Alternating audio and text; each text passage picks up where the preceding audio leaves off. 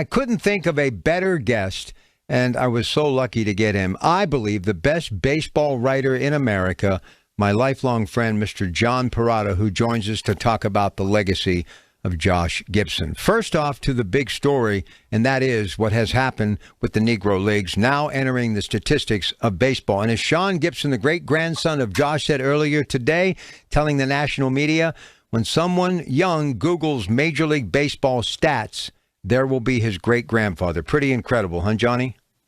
It really is. I mean, for years you heard the tales of the players from the Negro Leagues and the great players like Josh Gibson and Satchel Paige and Cool Papa Bell and, on down the line. But there was really no statistical evidence as far as, well, how exactly good were these guys in the Negro Leagues? I mean, what were their batting average? What was their win-loss record? What was their ERA? How many home runs did they actually hit in games?